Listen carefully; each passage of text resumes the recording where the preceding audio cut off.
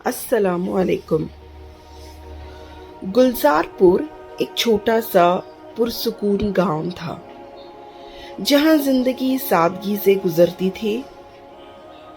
وہیں کچے راستے، درختوں کی ٹھنڈی چھاؤں، مسجدوں کے پرانے مینار اور لوگ جن کے چہروں پر وقت کی مٹی تو تھی مگر دلوں میں سچائی باقی تھی۔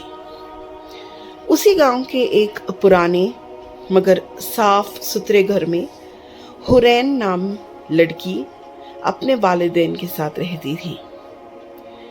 اس کی آنکھوں میں ایک ایسی گہرائی تھی جیسے اسے صدیوں کا غم چھپا ہو۔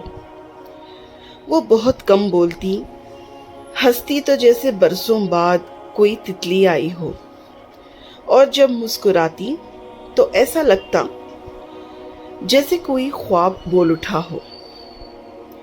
حورین کی خاموشی کی وجہ ایک بچپن کا حادثہ تھا۔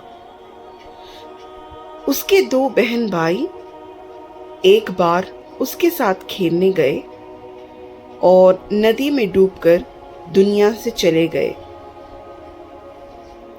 ماں باپ نے کبھی الزام نہیں دیا مگر حورین نے خود کو کبھی معاف نہیں کیا۔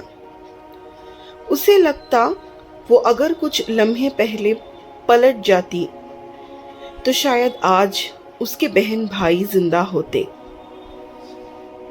دن گزرتے گئے، وہ دن کو گھر کے کام کرتی اور شام کو مسجد کے پاس درخت کے نیچے بیٹھ کر آسمان کو دیکھتی۔ اس کی دعائیں لفظوں سے خالی ہوتی، صرف آنکھوں کی نمی اور دل کی سچائی رب تک پہنچتی۔ ایک دن گلزار پور میں ایک نیا چہرہ آیا، ایثار، شہر سے تعلیم یافتہ نوجوان جو گاؤں کے اسکول میں پڑھانے آیا تھا۔ وہ دوسروں سے مختلف تھا، باتوں میں شائستگی، لہجے میں نرمی اور نظروں میں ایک گہرائی تھی۔ وہ بچوں کو صرف کتابیں نہیں پڑھاتا بلکہ زندگی جینے کا ہنر سکھاتا تھا۔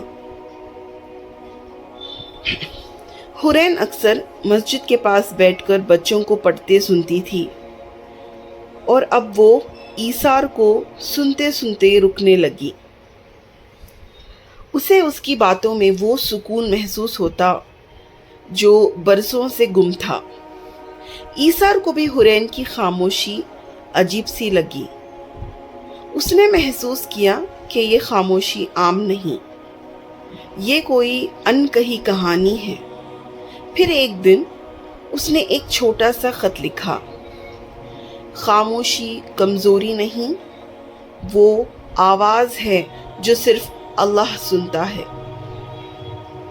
اگر کبھی دل چاہے تو ایک بار میری بات ضرور سننا، ایثار۔ خط جب حورین کو ملا تو وہ چونکی۔ پہلی بار کسی نے اس کی خاموشی کو سمجھنے کی کوشش کی تھی۔ اس نے مختصر سا جواب دیا، سنوں گی۔ خط تو کتابت شروع ہوئی۔ باتیں کبھی لفظوں میں ہوتی، کبھی صرف خاموش جملوں میں۔ وہ ایک دوسرے کو اپنی آنکھوں کے ذریعے جاننے لگے۔ ایثار نے جب حورین کے والدین سے رشتہ مانگا تو وہ حیران ضرور ہوئے مگر حورین کی ہلکی سی رضامندی دیکھ کر وہ مان گئے۔ شادی کے دن حورین بہت خاموش تھی مگر اس کی آنکھوں میں ایک نئی روشنی تھی۔ ایثار نے پہلی رات اس سے پوچھا، تم نے اتنا صبر کیسے کیا؟ حورین نے پہلی بار طویل جملے بولے، جو صدمے انسان کے ہاتھوں سے نکل جائیں ان کا علاج صرف اللہ کے پاس ہوتا ہے۔ میں سجدے میں چپ چاپ گڑ گڑاتی تھی، بس اتنا کہتی، یا اللہ مجھے وہ دے جو میرے صبر کا بدلہ ہو، اور آج تم ہو۔ ایثار نے اس کے ہاتھ تھام کر کہا، اور تم وہ دعا ہو جو مجھے ملی، جو لفظوں میں نہیں مانگی تھی۔ ان کی زندگی خوشیوں سے بھر گئی۔ حورین اب تک بدلی نہیں، وہ اب بھی کم بولتی تھی، مگر اب اس کی خاموشی میں تنہائی نہیں تھی، ایثار کا ساتھ تھا، محبت کی مہک تھی اور رب کی رحمت تھی۔ کہانیاں ختم ہو جاتی ہیں مگر دعاؤں کا اثر نہیں۔ جو خاموش دعائیں رب سے کی جاتی ہیں وہ کبھی ضائع نہیں ہوتی۔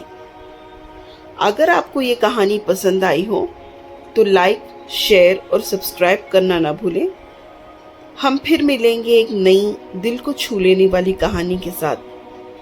تب تک یاد رکھیں، بعض خاموشیاں سب سے بلند پکار ہوتی ہیں۔